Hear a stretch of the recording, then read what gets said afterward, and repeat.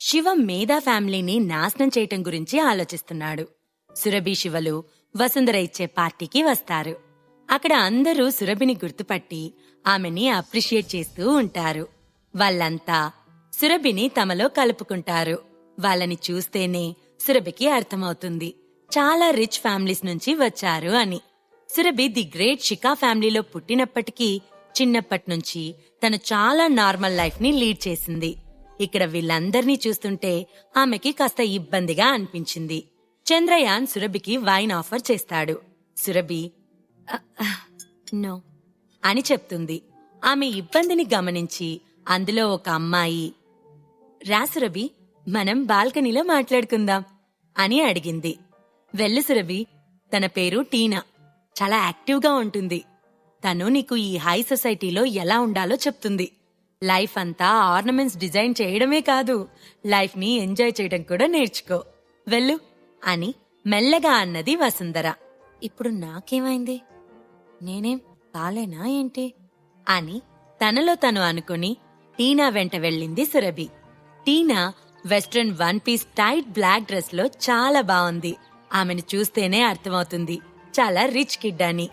హే సురభి, ఎలా ఉంది ఈ పార్టీ అన్నది టీనా. చుట్టూ చూస్తూ నాట్ బ్యాడ్ అని నవ్వింది సురభి. ఇలాంటి పార్టీకొచ్చేటప్పుడు ఇలా డ్రెస్అప్ అవ్వకూడదు సురభి.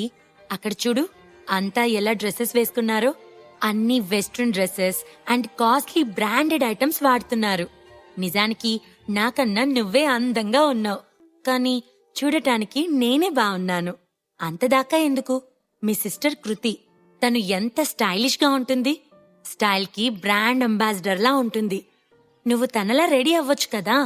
మీరిలానే డ్రెస్అప్ అయ్యి ఇలాంటి పార్టీస్ కి వస్తే అంతా మిమ్మల్ని చూసి నవ్వుతారు అన్నది టీనా. సురభికి కృతి గుర్తొచ్చింది. నిజమే, కృతి చాలా బాగా రెడీ అవుతుంది అనుకుంది సురభి. సురభి, నీకు పెళ్ళైందని విన్నాను. మరి నువ్వు చాలా నార్మల్గా ఉంటే మీ హస్బెండ్ పట్టించుకోడా? నీకు costly dresses, hand bags, jewellery కొనివ్వడా అని అన్నది టీనా. ఆమె కళ్ళ నిండా కూడా వెటకారం కనిపిస్తుంది. నేనెప్పుడూ ఆయనని డబ్బులు అడగను అని అన్నది సురభి. నువ్వు అడక్కుంటే ఏ, ఆయన ఇవ్వాలి కదా. ఇంత అందంగా ఉన్నావు, ఇంత అందమైన భార్య కోసం కాకుంటే ఇంకెవరి కోసం ఖర్చు పెడతాడు? నాకే కనుక అలాంటి హస్బెండ్ ఉంటే నేనెప్పుడో విడాకులిచ్చేదాన్ని. లేడీస్ అన్నాక లైఫ్ ని ఎంజాయ్ చేయాలి. నన్ను చూడు, నేను నీలాంటి ఫ్యామిలీ నుంచి వచ్చాను. నాకు టైం ఉన్నప్పుడు ప్యారిస్ వెళ్లి షాపింగ్ చేస్తాను. మూడు బాగోక చిరాగ్గా ఉంటే సిడ్నీ వెళ్లి ఎంజాయ్ చేసొస్తాను. నిజానికి హస్బెండ్ డబ్బు సంపాదించాలి, వైఫ్ ఖర్చు పెట్టాలి అన్నది టీనా. అప్పుడే అక్కడికి వచ్చిన వసుంధర, మా నాన్న దీనికి అన్యాయం చేశాడు. పనికి మాలిన వాణ్ణి తీసుకుని వచ్చి పెళ్లి చేశాడు. మా సురభి తన హస్బెండ్ ని తన రూంలోకి కూడా రానివ్వదు. అతను ఒంటరిగా వేరే గదిలో ఉంటాడు. ఆమెకి హస్బెండ్ అనేది జస్ట్ ఒక డెకరేషన్ మాత్రమే అని వ్యంగ్యంగా అన్నది. వాళ్ళు శివ తమ పక్కనే ఉన్న విషయం గమనించలేదు. అయ్యో సురభి, నాకు నిన్ను చూస్తుంటే జాలిగా అనిపిస్తుంది. అలాంటి వ్యక్తితో ఎలా ఉంటున్నావ్ అన్నది టీనా. ఆ వేస్ట్ ఫెలో గురించి ఇంకా మాట్లాడకు టీనా. వాడి గురించి వింటే నాకు చాలా కోపం వస్తుంది. ఇంత అందమైన వైఫ్ ని ఎలా చూసుకోవాలో అతనికి అస్సలు తెలియదు అన్నాడు అప్పుడే వచ్చిన చంద్రయాన్. ఇప్పుడిలాంటి వేస్ట్ ముచ్చట్లెందుకు, అందరం కలిసి డ్రింక్ చేద్దాం రండి. సురభి కోసం తెప్పించిన ఆ స్పెషల్ వైన్ బాటిల్ తీసుకురండి అని అన్నాడు మోహన్. చంద్రయాన్ సురభిని డ్రింక్ చేయడానికి పిలిచాడు. తన ఆంటీ అంకుల్ చెప్పాక కూడా వెళ్ళకపోతే బాగోదు అని వెళ్ళింది సురభి.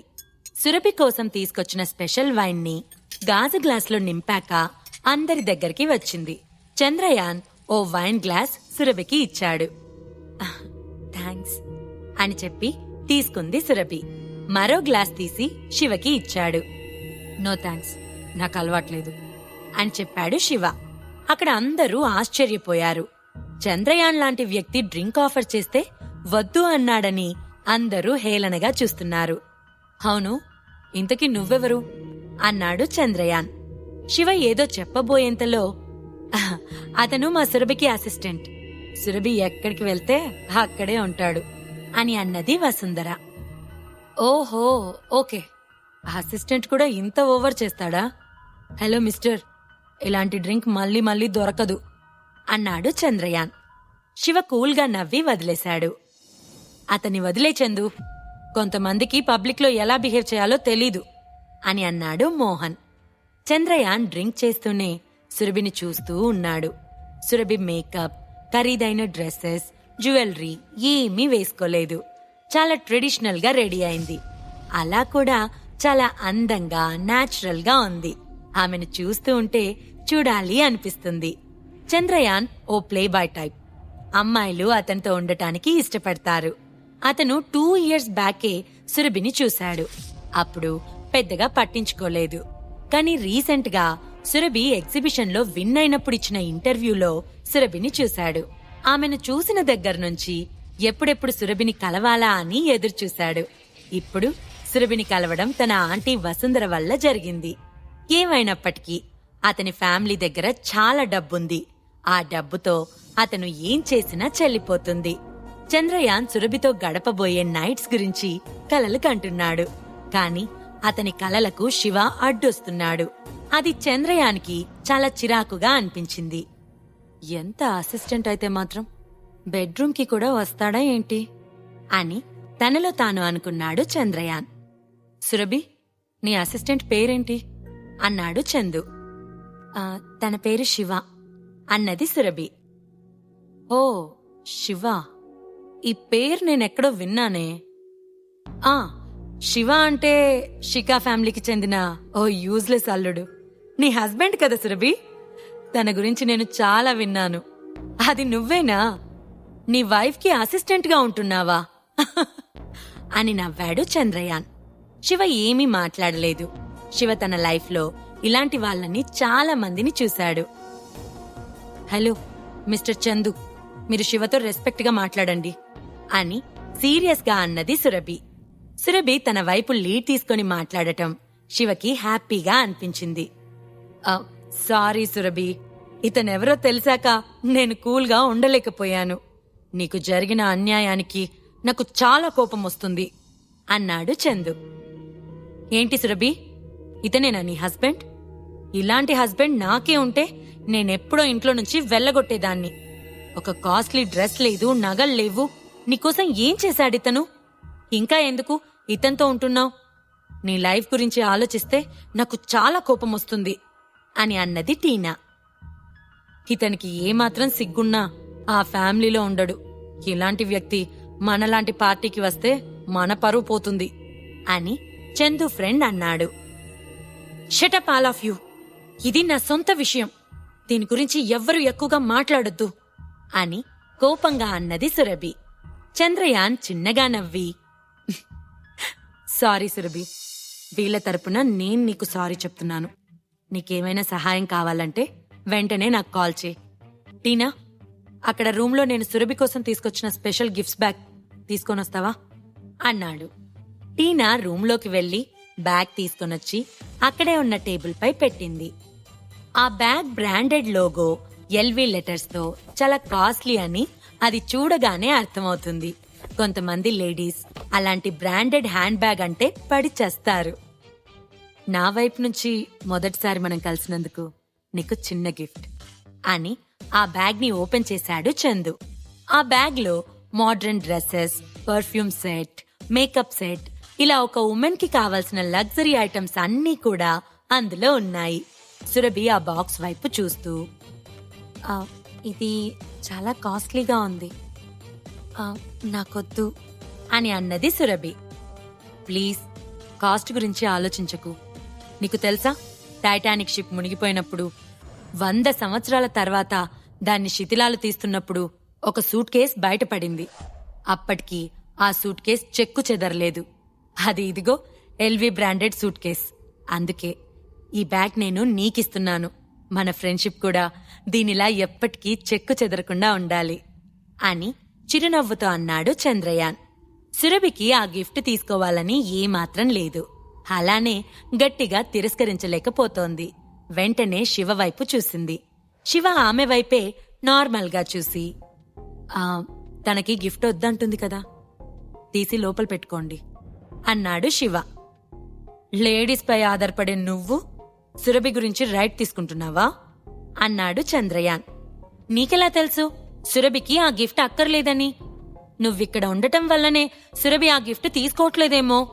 నీ భార్య కోరుకున్నది ఎలాగూ నువ్వివ్వలేదు, మరొకరిస్తుంటే అడ్డుపడతావేంటి అని అన్నది టీనా.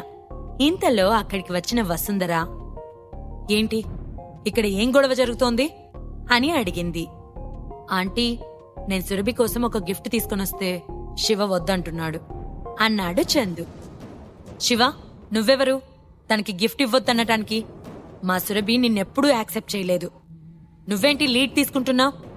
అయినా సురభి లైఫ్లో చాలా ఎత్తుకెదగాలి అనుకుంటుంది. ఇలాంటి సర్కిల్లో ఉంటేనే అది సాధ్యం. నువ్వెందుకు తనని వెనక నుంచి లాగుతున్నావు?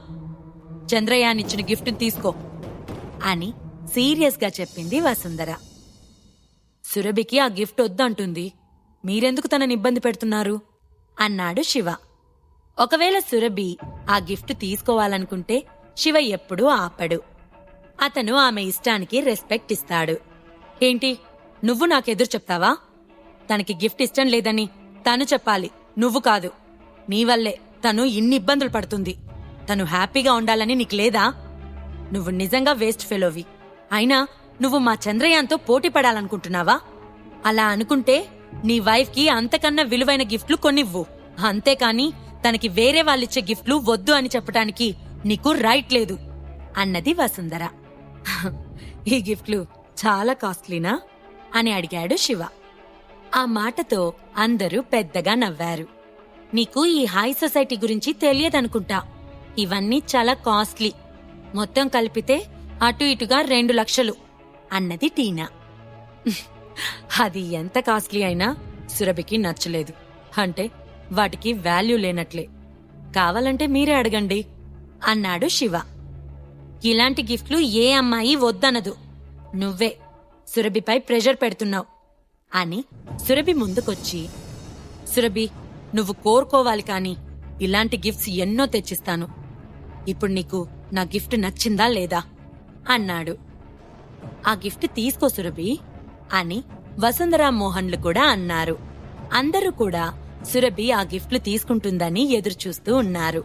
సురభి కనుక ఇప్పుడు చంద్రయానిచ్చిన గిఫ్ట్ తీసుకోకుంటే అతని సర్కిల్లో అతనికి చాలా అవమానం. అందుకే టెన్షన్ గా ఎదురుచూస్తూ ఉన్నాడు.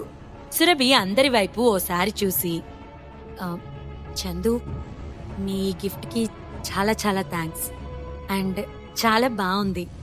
బట్ నాకు మీరిచ్చే గిఫ్ట్ వద్దు అని గంభీరంగా అన్నది. ఆ మాటతో అందరి ఫేసెస్ మాడిపోయాయి.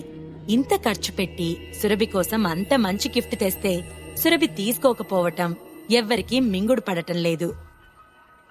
నేను తెచ్చిన గిఫ్ట్ నీకు నచ్చలేదా అన్నాడు చందు. కోపంతో అతని మొహం మాడిపోయింది. నాకు నీ నుంచి గిఫ్ట్ తీసుకోవటం ఇష్టం లేదు అన్నది సురభి. రీజన్ తెలుసుకోవచ్చా అన్నాడు చందు. రీజన్ అంటూ ఏం లేదు, నాకు ఇష్టం లేదు అంతే అన్నది సురభి. ఏంటి సురభి, మీ హస్బెండ్ నిన్ను బెదిరిస్తున్నాడా? నువ్వొక్క మాట చెప్పు. నీ ఒక్క మాటతో అతన్ని ఈ సిటీలోనే లేకుండా చేస్తాను. ఇంకెప్పుడైనా హైదరాబాద్ రావాలంటేనే భయపడేలా చేస్తాను అన్నాడు చందు. మిస్టర్ చందు, నువ్వు నా విషయంలో చాలా ఎక్కువగా ఇంటరాక్ట్ అవుతున్నావు, ప్లీజ్ అన్నది సురభి. సురభి కోపం అక్కడున్న ఎవ్వరూ నమ్మలేకపోయారు. శివలాంటి యూజ్లెస్ ఫెలో కోసం చంద్రయాన్ గిఫ్ట్ ని కాదు అంటుందా అని అనుకున్నారు. సురభి, ఏంటి, ఏం చేస్తున్నావు? ఇక నేను నీకు మంచి సర్కిల్ ఇవ్వాలని నిన్నిక్కడికి తీసుకొనొస్తే నువ్వు చందుని అవమానిస్తున్నావా? అది నీ ఈ వేస్ట్ హస్బెండ్ కోసం. అతని మాట వింటున్నావెందుకు? చివరికి నా మాటకి కూడా రెస్పెక్ట్ ఇవ్వలేదు అని సీరియస్గా అన్నది వసుంధర.